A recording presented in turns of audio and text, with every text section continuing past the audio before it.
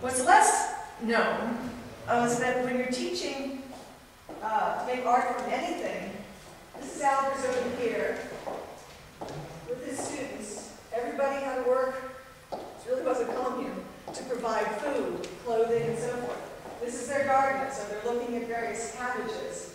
And he's explaining some of the nature of the cabbage texture and potentiality to that one student. Fact is a bunch of studies were made from cabbage leaves, from seeds, from pods, and various other things. They didn't survive. There's a few photos of them to prove their existence. But what Albers introduces here, because you're out in the mountains with the trees, he started making leaf collages around 1940.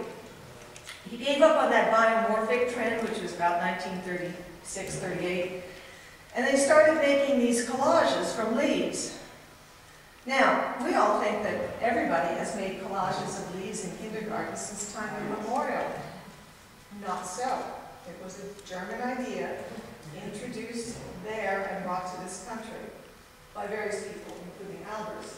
And so all of the students were required to make collages using leaves. These three leaf collages, we don't own any in our collection.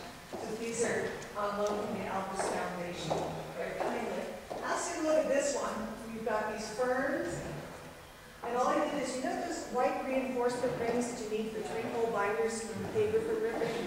He just glued them into his eyes and turned them into fish. So when people think of him as being this doctrinaire, rigid person, he's actually very playful, particularly when teaching. However, the geometric was his undying love, and so while still at Black Mountain College, he did a number of compositions, such as these three from our collection, 4X's in red. You can tell the 4X's in red is really an outgrowth of the Kate trio and the 6 and 3 kind of design compositions you've been doing for Bauhaus. These are more purely abstract, and he's just playing with tones of white, black, and gray, and how they overlap or appear to overlap. How much color have you seen so far?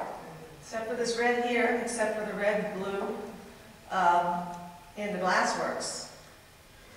Do want to emphasize this. He was not a master of color. He was not even all that interested in color at the Bauhaus, and that continued initially at Black Mountain. However, his teaching method required that he explore color, and he explored it increasingly, so that by the time he left Black Mountain in 1949, color had become a mainstay. Color studies had become the principal focus of his teaching, and that's what he took with him to Yale in 1950. But up to now,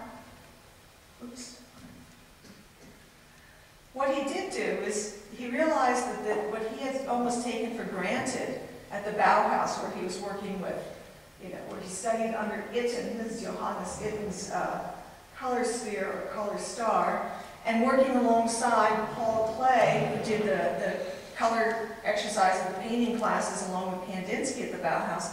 When he was at Black Mountain College, he realized how much he knew that these poor American students hadn't any clue about that, the sophistication to which color theory had been pushed in Germany between about 1910 and 1930. So he set about introducing color.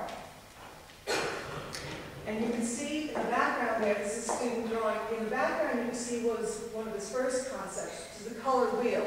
Color wheels are wheels, spheres, triangles, pyramids. There are certain consistent forms that allow a color expert to show the relationship between primaries, secondaries, tertiaries, and so forth. He later rejected the idea of a color wheel per se when he got along. This is just a picture of him teaching. See, this is not him standing in front of a class with a bunch of people down there. They're clustered all around. This is a critique of the various studies that the students have done. Attendance at class was not mandatory, but everybody, of course, they were there because they wanted to be. But you could not come into class unless you brought a new work with you. You had to have made some kind of study, whether it was construction, a collage, something that could be brought in so they could do a group critique. And that's where he introduced that idea we learn more from each other than we do from a single teacher. The very end of his time at Black Mountain, things were changing there. The original Utopian founders had moved on. Variety of reasons. There was some friction. But he brought in an amazing number of guest teachers. He brought in a great many American abstract painters who were not, I mean, if you said their name in Washington, no one would have heard of them, but he brought them from New York to teach at Black Mountain College. These included Burgoyne Diller, Ilya Bolitovsky, Jacob Lawrence, and in fact, I have, after the Albers exhibition, there are going to be 3 galleries that have works by artists who either studied under Albers, were colleague teachers that he brought in to teach, or admirers from afar, distinct admirers of Albers. So it's kind of like the after Albers is what we're sort of calling it. That's why the show is called Innovation and Inspiration. The Albers part of it is about the innovations he introduced in art and in teaching. And then the inspiration is a little smidgen of the impact he had on others. Albers' teaching of art in this country between 1933 and 1961 was one of the single most transformative impacts on the teaching of art in North America. And there's a recent book on this, which is in my office, but I'm still reading it to find out stuff. But if you're interested in that, I recommend it. Anyway, before leaving Black Mountain, he started to make his color studies more methodical. So we first introduced the homage to the square.